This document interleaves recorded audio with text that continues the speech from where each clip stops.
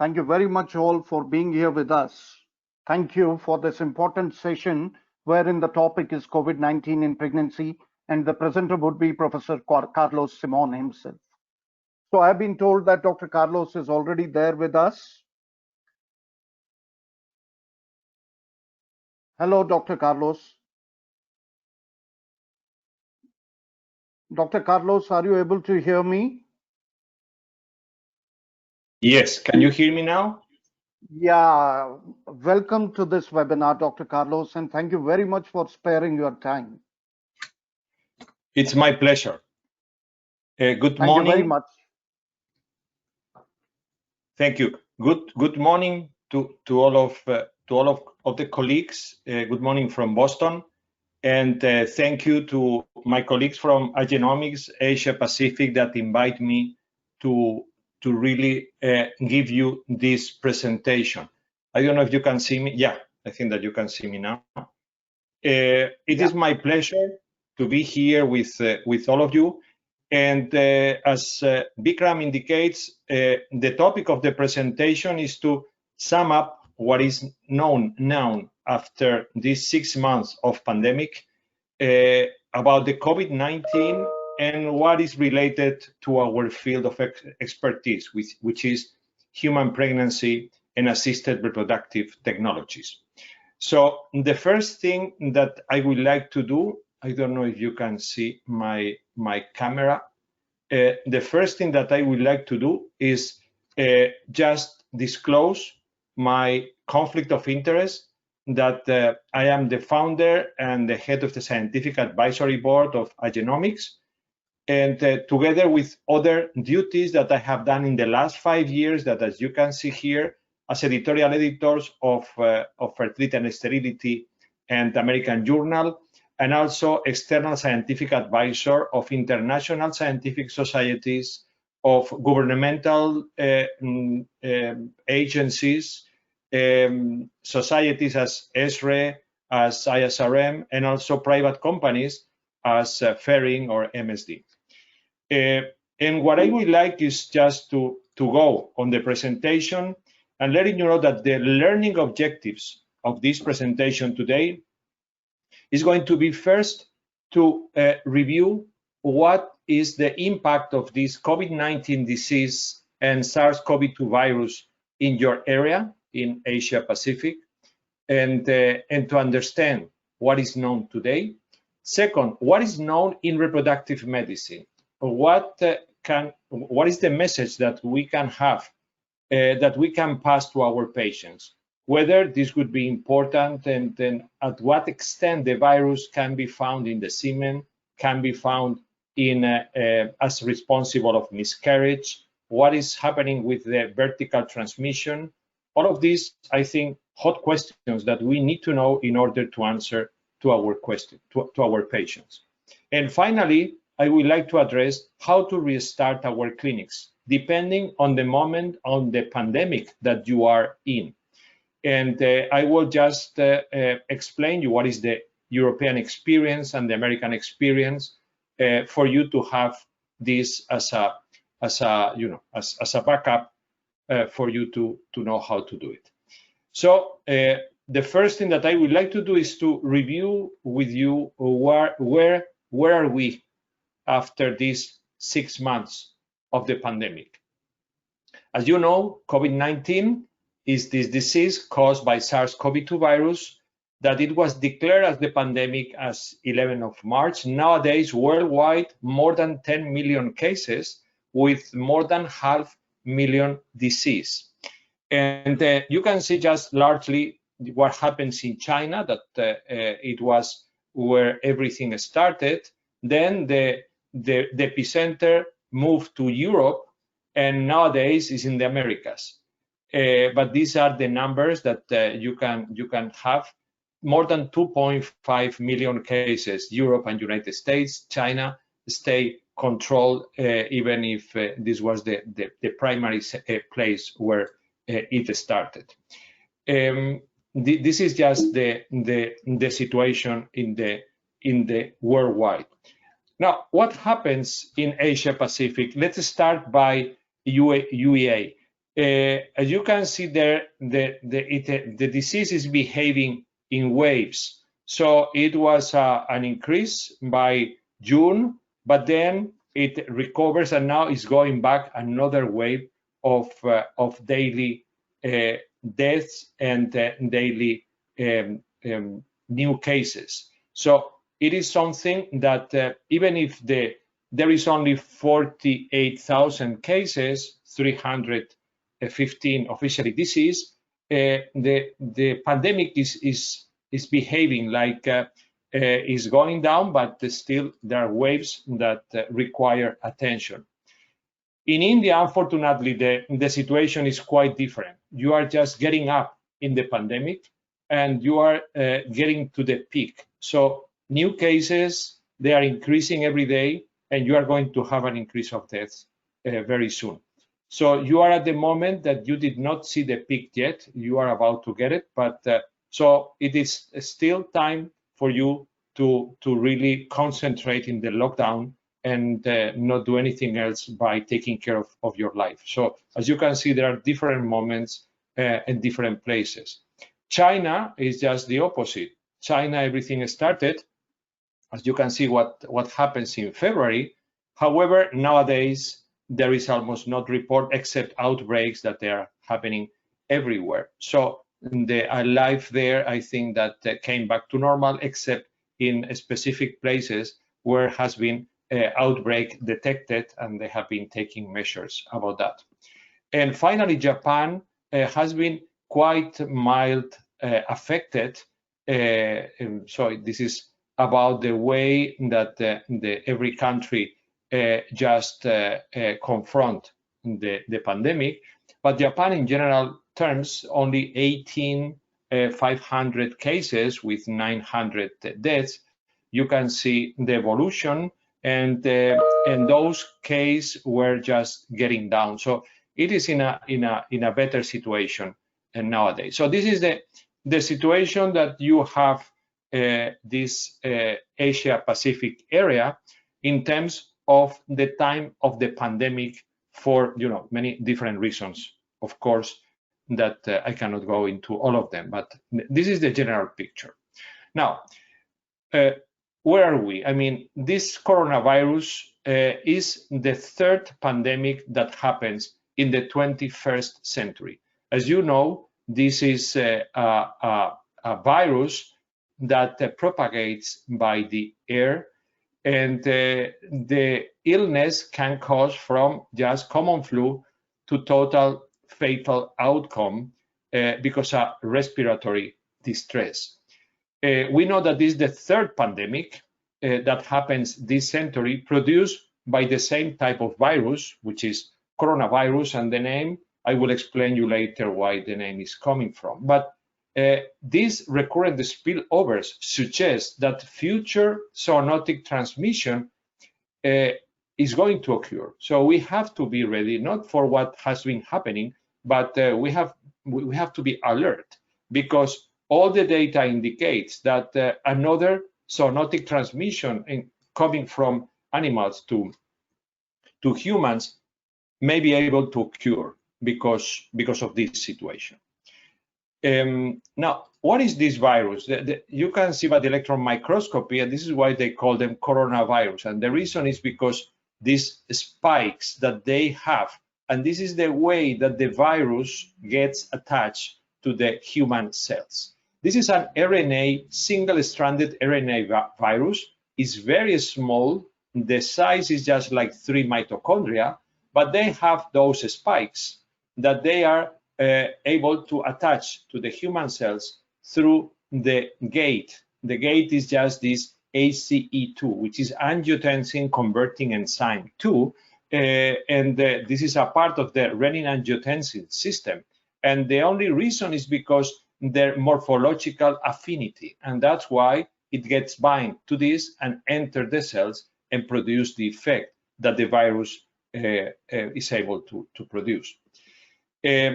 This ACE2, as mentioned, is just part of the renin-angiotensin system, which is taking care of our blood pressure.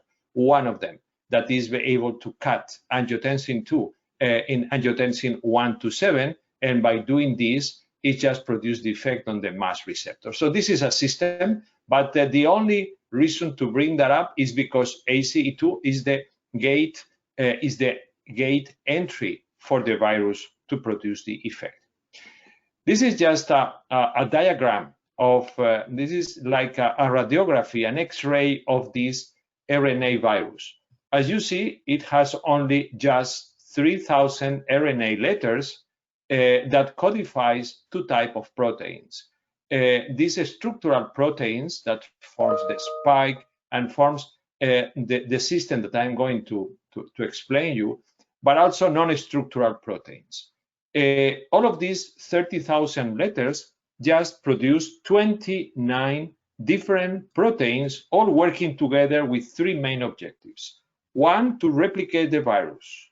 Second, to suppress the body's immune response. And finally, to release the virus copies to our system and propagate the infection.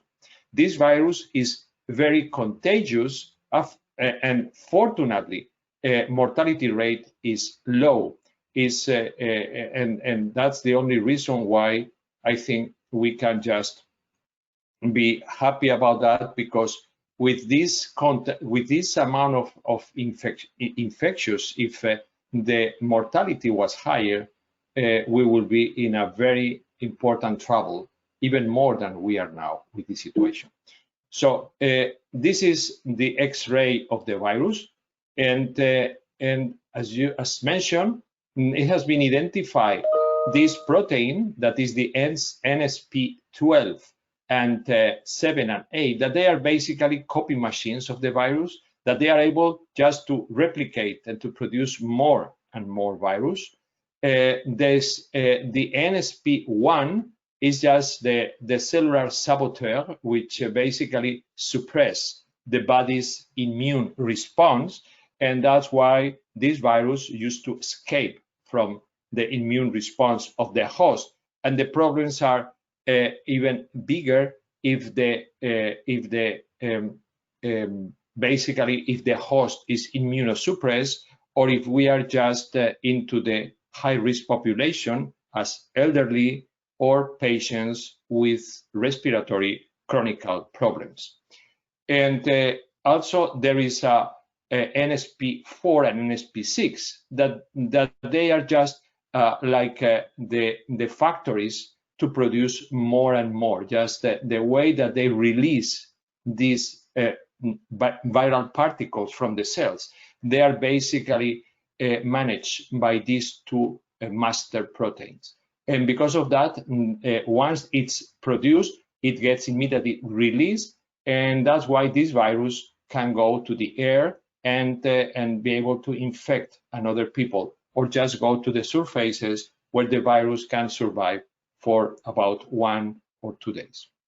Now, this is the introduction about what is the situation of the disease. And I would like to discuss with you what is now known about the COVID-19 in reproductive medicine. So the first question that we have is to find out whether it's in our system, whether it's in the reproductive tract. And about the male, the first question to ask was, this virus can be found in the semen of persons, of males, that they have been infected with COVID-19. Well, as you can see, all the papers and all the publications that I'm going to show you, they have been released in the last 1 or 2 months. And as the time goes by, you can see that the numbers have been changed and the message has been completely changed also. So the fact that you see that they are not consistent means that the information has been updated. So regarding this question, is the virus present in the semen? The first paper published in Fertility and Sterility by this Chinese group, which is where everything started when initially the information came, indicates that it's not the case. So it is very unlikely that SARS-CoV-2 enters in any of the cells and Leydig cells, and there was no information about that, no evidence of SARS-CoV-2, and then no sexual transmission of that. This was first paper 1 month ago. Another paper came in Biology of Reproduction, studying 13 samples, 12 semen samples and 1 testicular samples, and the results were the same. So there were no absence of coronavirus in semen. However, just very recently, it came this publication from JAMA, which is the Journal of the American Medical Association, that for the first time they find out that this is the case. So they analyzed a total of 38 patients in which 23 participants achieved clinical recovery, and 15 they were at acute stage of infection. All of them, they have the virus in the system, but some of them they were acute and some of them they were recovery. But the point was that out of all of these 38, 6 patients present positive results for the virus in semen samples. 2 of them they were recovered, among brackets, and 4 of them they were in the acute stage of the disease. No significant difference were found in terms of age, urogenital disease, or days from symptoms, but this raised the doubt about the potential sexual transmission of the virus from infected males. So this is the first time that that came this, and so we have to consider this as a situation when the time comes to reassure that the semen obtained is not infected with the virus itself, because it raises also the possibility of the sexual transmission. What happens? The other question is, it is possible that the virus will just cross the endometrium, will go to the endometrium, infect the endometrium, and then can just cross to the fetus and produce either miscarriage or vertical transmission. All of our work in the endometrium indicates that it is very unlikely that the virus will infect the human endometrium, and we have just analyzed what is the ACE2 and all the internal pathways to enter into the endometrium, and they were very scarce. So it is very unlikely. So infection of the uterus, it is quite unlikely. However, I have to show you this data that came also very recently from the Journal of the American Medical Association, in which they documented the existence of a second trimester miscarriage in a pregnant woman that she was carrying this SARS-CoV-2 infection. So you can see the details in the screen, but basically the patient tests positive for SARS-CoV-2 in the nasopharyngeal swab. Then she starts with uterine contractions. She has this miscarriage. She has this stillborn. And when they analyze the placenta, they found that they give positive for SARS-CoV-2. And again, the samples collected, this was at day 2, and day 4, the patient is still positive for the nasopharyngeal swab. So we don't know whether this is the cause of or the consequence, but the point here is that in a patient infected with COVID-2, miscarriage occurred, and it was detected in the placenta. So this transmission happens. It came from the patients to the placenta because it was already detected there. Whether this was the cause or the consequence of the miscarriage, this we cannot know because this is just a case report. The other question is, what about vertical transmission? I mean, it is possible that the baby could be infected from the mother during delivery. So the first studies answering this question came from China, and this is the summary of 7 studies. You can have references here. in which they analyzed 44 babies already born, in which 15 were preterm and 29 were term. There was no, I mean, the reason for preterm is more anxiety that any other thing. But in those cases, no newborn was found infected after the delivery from patients that they have the infection. However, again, new publication came from this JAMA Pediatric, in this case, in which now they study these 33 neonates. This is just a single study in which they find out that,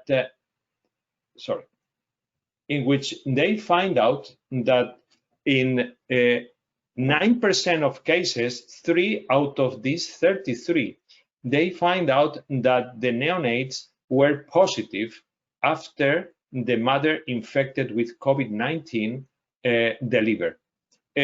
The 3 babies, they are okay, and only one require a real strong treatment, because also he was a premature baby.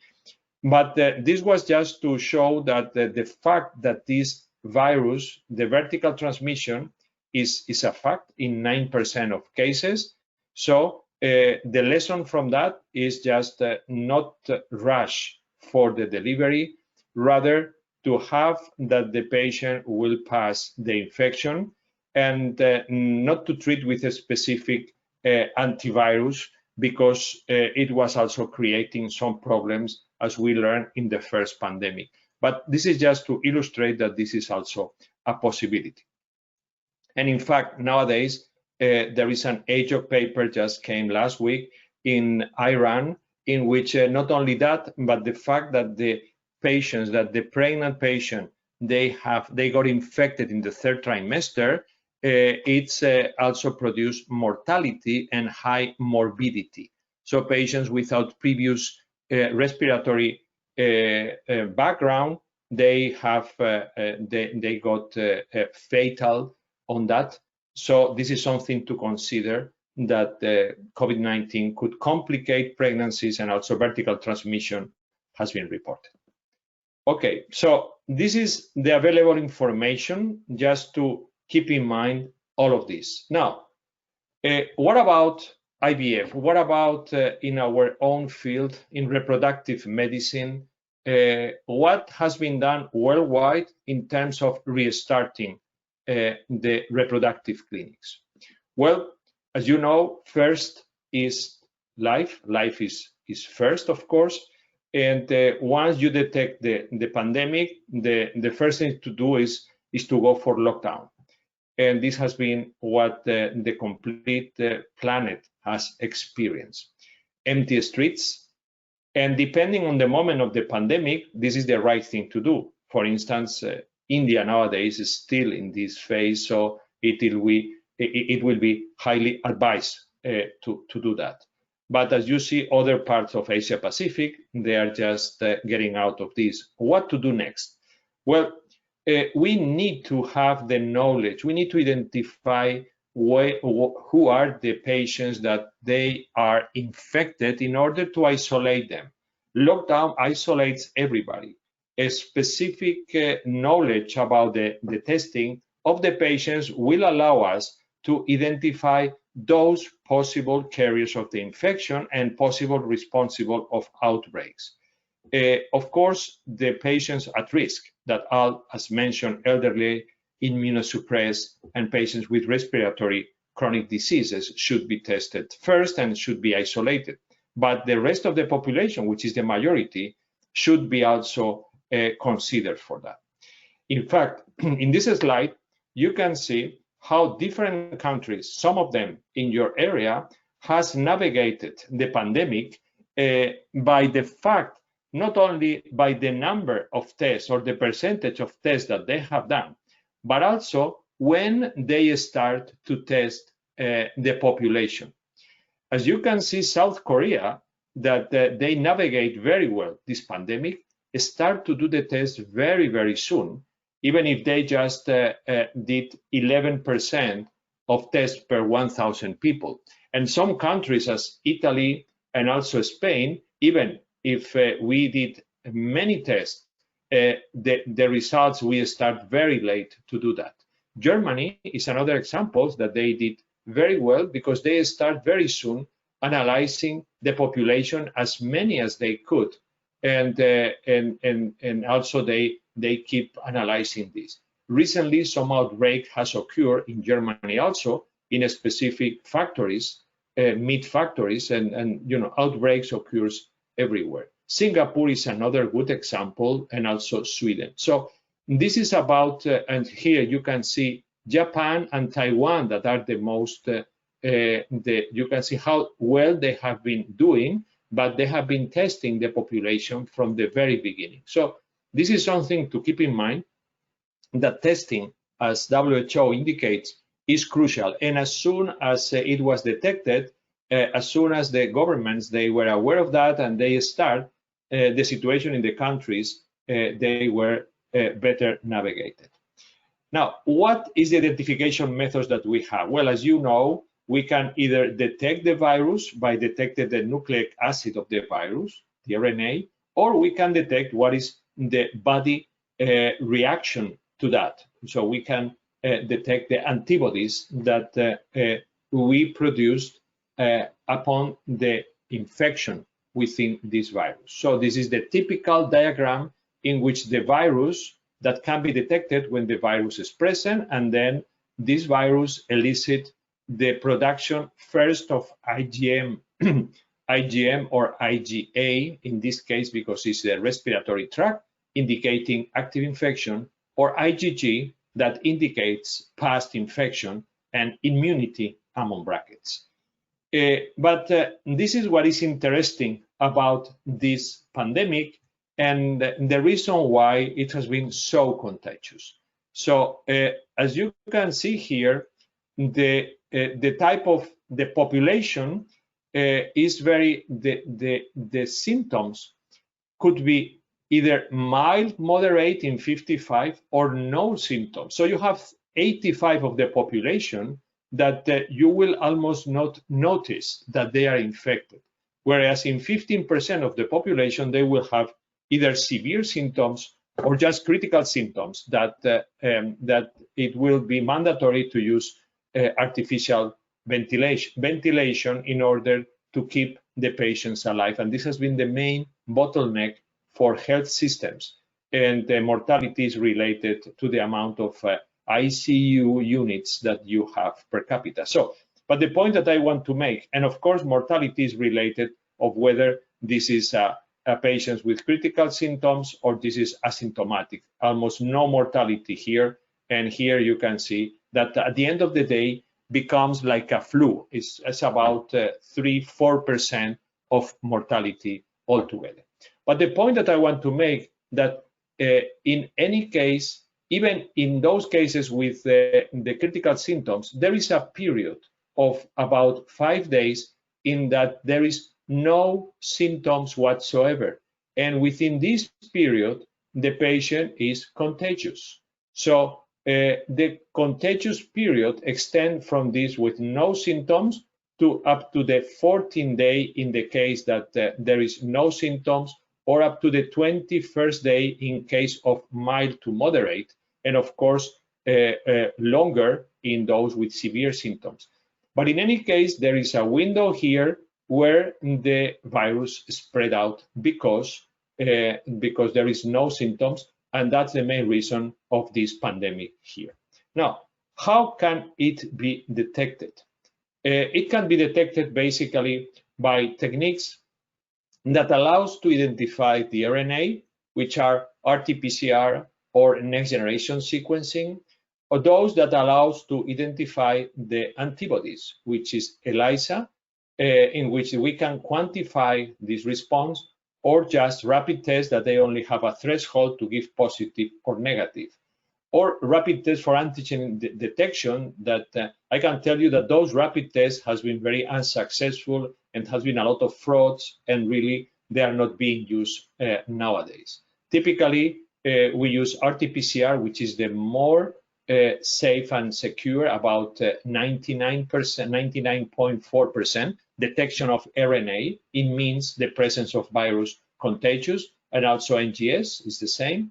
And by ELISA, we can quantify this. So we used to have this both together, in which you can see whether the virus is there, is contagious, and whether you have IgG, which means that you have been already the contact with the virus previously, and you are not contagious anymore, but rather you are immune. I will explain you this concept later. So I think that this is the system, and I want to show you the experience in Spain from the first 1,000. I mean, we analyzed the first 1,500 cases after the pandemic. So we did this study in the very first cases that we analyzed for COVID there, in which what you can see, Spain has been suffering the pandemic with a very high impact. And in Spain, we had about this number of confirmed cases.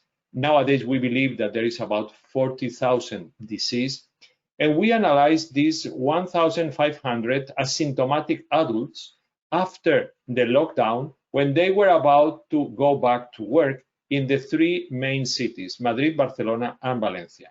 So, and we did the RT-PCR and serology test. The message here is that, as you can see in this diagram, we find out that in 3.7% of cases, RT-PCR was positive. So even after the lockdown for 2 months, we have about 4% of people that they carry the virus and they can start again outbreaks. And only 2.8% of patients, they were positive. I don't know if you can see here. Okay, so again, 3.7, they were contagious, and we only have 4.3% in which they have immunity. This is what we call herd immunity, in which the serology was positive, IgG was positive, and this was negative. However, there is a 2.8% of cases that even the serology was positive, the virus was still present. So it means virus persistent or reinfection. And you have to keep this in mind. The presence that IgG is there, it doesn't guarantee that this patient is not going to have the virus also. It's very unlikely, but it's there, and you know, in medicine, it happened. So these are the numbers that you have to expect after the lockdown when the cases goes down. So you still have this 4% of the presence of virus in people, and 4.3, I mean, let's say 5% of immune, and but it could just come down in 2.8% even in the presence of IgG. And this is the reason why outbreaks, they are occurring now. So what happens in assisted reproduction specifically? So the first thing that I want to let you know is a message of calm, that the fact that the delay in pregnancy, the impact of IVF delay is not going to be important. And this paper just came in Human Reproduction just 1 week ago from Cornell, in which basically this is a retrospective study that they try to see what is the impact of delay up to 180 days. There is no effect on the delay of the treatment in terms of the clinical results. We are aware that our patients are anxious. We are aware that the health is first. So I think this brings comfort in terms of understanding that in the moment of the pandemic, where is still the peak is not there, we should wait, and the fact that we wait is not affecting live birth, and this is a message that you can bring to your patients. and suggesting them to wait a little longer because life is first. So this is the message, that even those with diminished ovarian reserve and those with poor response, it will not affect, and this is the numbers, to wait this time, because you should do it for healthy and for safety reason. And the second thing is what to do when the time comes. So this is the concept of COVID-free clinics. Different clinics in different parts of the world, they are using different measures when they will come back. This can be from the famous triage, which is basically to ask about whether there is you have any problem. Do you have cough? Do you have fever? Which is quite obvious. Or just to take the temperature as you come to the clinic, or you just do the immunoglobulins, or rather you go for the whole package, which is basically to do the PCR for COVID-19 plus you do the immunoglobulin test. This is what we call the biological passport, to really have the whole idea of what is the situation of the patient, whether the patient is contagious and whether the patient is immune. Depending on what is the status in which the patient are, you will be able to detect only PCR positive, the presence of IgGs or IgA or IgM, and but you will only have the whole picture by having both of them. And this is just an example of a study that we are doing here in the United States in two different areas with different impact of the disease, in which basically we are testing what is the relevance of this biological passport. In one clinic in Utah, we are analyzing 200 patients here, 200 patients and workers. The idea is to do this in every patient working in your clinic, either is a worker or just a patient entering, offering the possibility to have this test and to know the patient that is getting into a COVID-free environment. So again, we are testing this in a clinic in Utah where there is very low prevalence, and the other in Massachusetts where there is a high prevalence of COVID-19.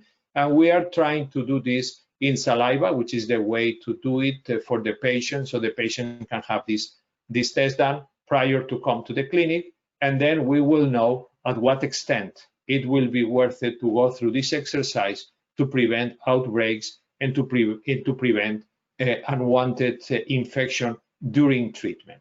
By doing this, what we have seen in other clinics, that basically, if you know that you are in a free environment, the patient can repeat that at the moment of the oocyte pickup, and with this, you will be covered. I mean, in 2 weeks' time, it is the time to repeat that. But this experience should be, once we have it, we will just publish for our colleagues to know what is the situation and at what extent can add the peace of mind for both patients and doctors from this strategy. So this is what we are doing in order to have the concept of COVID-free clinics, from the information to the nasopharyngeal smear to the blood draw, and then to have the results in 24 hours. So this gives us in a situation that is what we are dealing with worldwide. If we have PCR negative and antibody positive, namely IgG, means that this patient is, among brackets, immune. This person has suffered already the virus and has IgG. So it means that that it could work. Of course, she has to take, or he has to take the measurements, but it will be less affected than any other person. If when the test is done, the PCR is negative and antibody is negative, means that this person is naive for the virus. So this person has to know that the risk is there, and that's why you have to use all the measurements of social distancing that we know, the use of masks. I mean, this is for everybody nowadays, of course, social distancing and masks. But if you know where you, then you can know whether you can be infected or not. And finally, the most important population is the infected one, in which PCR is positive, regardless of the status of the antibodies. If this person is positive, should be invited to really go for his personal quarantine, and then to isolate the people that has been in contact with them in order to prevent outbreak. So this is the concept when the time comes, which means at the time of the end of the lockdown and when the restart of clinics occur in those countries that they are in a specific moment. Some others, they are already on that and they are doing this. And so these are the different ways that in different parts of the world we are trying to go to the new normal, among brackets, situation. So just to end up, what I would like is to give the conclusions, which basically the take-home message that I want to give from this presentation is that to effectively combat the transmission of the SARS-CoV-2, we need population scale testing. Testing is what we should do. In addition to the emergency lockdown measurements, testing is crucial.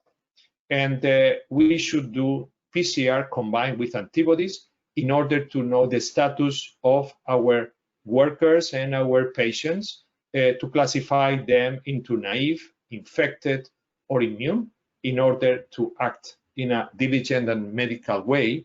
And to resume IVF treatments should be considered, where are you in the world? What is the pandemic situation in your country? And you have to try to do it creating a safe environment, treating your clinic as your home, of course, and this will require testing measures in order to have COVID-19 free clinics because of the effects that we already indicated during this presentation of how the virus will interact with the human. And with this message, what I would like just is to acknowledge that this is the work of a huge team, that they have been helping me to prepare this presentation, in which is Inmaculada Moreno, Felipe Vilella, and Xavi Santamaria, and Jaime Herrero, my secretary, and of course, all the colleagues from Igenomix worldwide, specifically now in the Asia Pacific area, that we are trying just to help you to navigate in this pandemic and then to go back to your work for the best of our patients. Thank you very much for your attention, and I will be happy to entertain any questions that you might have. Thank you very much, Dr. Carlos. It was a wonderful presentation and an enlightening one. I'm sure the audience must have enjoyed it. Thank you once again. We do have a list of questions here. Are you able to hear me, Dr. Carlos? Yes, perfect. Yeah, great. So I have a list of questions here. The first question reads like, could genetics, I think this question means, could a genetic makeup play a role from person to person so far as the severity of COVID-19 is concerned? Can you repeat the question exactly? What do you mean by that? The severity of COVID-19 symptoms, would the genetic makeup be responsible? Does it vary from person to person as far as the genetic makeup of the person is concerned? Is it genetically connected? Yes, this is a very good question, and many things has been done about that. Yeah, one thing is the strain of the virus. We know that the virus mutates every month or so, and that's why it gets this spread out. But also it's about the host. And there are genetic difference in the host in the way that they are suffering this infection. There is an obvious difference, which is male and females. The virus affects more and impacts more males than females, for instance. The age is also very important, and we know that more than 65 is just a risk factor by itself. But there is also a genetic footprint that is being unraveled now that goes for the accounts for the severity of the infection even in young people. And this is what is calling virogenomics, which is being introduced now in some tests. Here in the United States, I have seen some tests that they are just testing not only the existence of the virus, the RNA of the virus, but also a number of genes that could be relevant to understand why in some young people the virus is so aggressive and why it is not. So yes, the answer is indeed there is a genetic, I don't know footprint yet, but there is a genetic impact, genetic predisposition for the severity of this infection. Thank you very much, Dr. Carlos. I have another question in hand. It asks, what about vaccination? If patient is awaiting for IVF, do you recommend for vaccination? And if the vaccination is given, how long to wait post-vaccination? Though the vaccine is not available as of now, but then this is the question. Yeah, well, first, if you refer vaccination for COVID-19 is not available yet. So at the time that this is available, these questions may be answered according to what type of vaccine is that. But you know, as the things are going, we are not going to have a vaccine until next year, which is the time that it takes for the clinical trials. And there is a nice Nature issue of what are all the vaccines available worldwide and how they are trying to develop. And you can see that there are different type of vaccines according whether they attenuate the virus in one way or the other, or whether they use antigens from this virus. So depending on the type of strategy that is being used for the final vaccine to be released, then we can think about what could be the paucity of the vaccine to be administered. But nowadays, unfortunately, I think that we cannot forecast that the vaccine will come in very short time because of the clinical trial. This is what they take in order to have the proper results. And don't be flashed by magical treatments, magical or natural propositions for that. It has been also a publication in Nature showing that those type of unknown approach, just purely stochastics, they produce more harm than because people they trust in things which are completely out of the blue, and there is no reason for that. So be aware that there is no magic solutions, because the magic world is not medicine, is not science. Thanks, Dr. Carlos. Since time permits us, for the better understanding of the audience, I would like to stay on this question of vaccination. Since the vaccine is not available, in your personal opinion, how do you see the couples who are looking for an IVF treatment, or the clinics who are all prepared to, entertain couples for IVF treatment?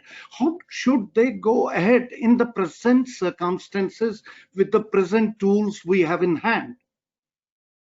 Well, the only way at this moment is prevention, is safety measurements.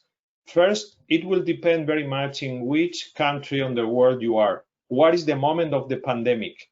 And in Europe, they are now getting back to normal.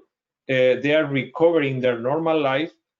Clinics start to resume, and also in the United States. So the most important thing is to know that you are in a free, COVID-free environment. When you go to your clinic, this is what we did in Igenomix. We just test everybody that is going to work in the first day. And this is what many companies are doing worldwide. Orchestras, they are opening the season for opera, for instance. So the first thing is that we know that every musician is free of COVID-19. It will be the same. So it's to know that first, the clinic is free of the disease. And then the patient, when they come to the clinic, they do the test the day before, so they know that they are not do not carry the virus, neither the place that they are going will be carried. And then to have the social distancing, to have the mask, starting the treatment, and then to be able to check that in 2 weeks' time about the oocyte pickup. And with that, this is the best that you can do. And some people, some clinics, they do it. Others, they just don't do it. Others, they just do the immunoglobulins. Others, they don't do even immunoglobulins. As we have, I think that the first, when you go back, you want to be sure. And once you gain this consistency, then you can decide according where you are in the world. But keep in mind that an outbreak in your clinic could be a disaster, not only for safety issues, but you may have to close the clinic again, or the patient will be scared to go to a clinic where an outbreak has been produced. So you have to balance all of this. I think this is the best suggestion that I can tell you. Thank you very much, Dr. Carlos. One last question. How much do you think the virus affects the sperm? If already the sperm is infected, will it affect the fertilization? Well, we do not know how it will affect fertilization, but certainly if it can infect the patient, it will be a disaster. So I don't know, has not been proven at what extent fertilization is affected with an infected semen. But certainly you are introducing what you try to avoid, which is the virus into the ecosystem of the patient and the IVF clinic. So by itself, I think this is what you have to keep in mind. Okay. Please permit me for one more question. Please. What is the incidence or presence of COVID virus in semen samples of asymptomatic and serologically negative individual? You mean serologically? Serology is not trustable. When we say infectious, means the presence of the virus itself, RNA. It means PCR positive. So according to this paper that I show you, and I can repeat, I think that it was about 16%. So this is the paper here. So you have these 6 patients that they were positive, 6 out of these 38, and they were 2 of them, they were recovered, so they have no symptoms whatsoever, and PCR was positive, and 4, they were in the acute part, in the acute moment of the infection. Thank you, Dr. Carlos, for being so kind, for taking up the questions and giving the appropriate replies within your realm. Thanks again. And before we sign off, I would like to thank the audience for being such a wonderful audience, such a patient audience. It was indeed a pleasure.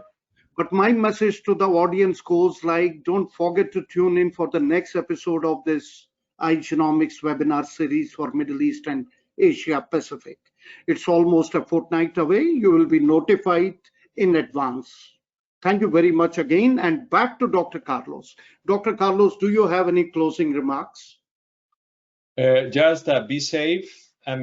Just be thoughtful on this situation, and think in your patients and your clinic as if it was your home. I think that this is the message that everybody should take from that. Thank you very much, Dr. Carlos. Have a great day ahead. And thanks, audience. Good night. Thank you.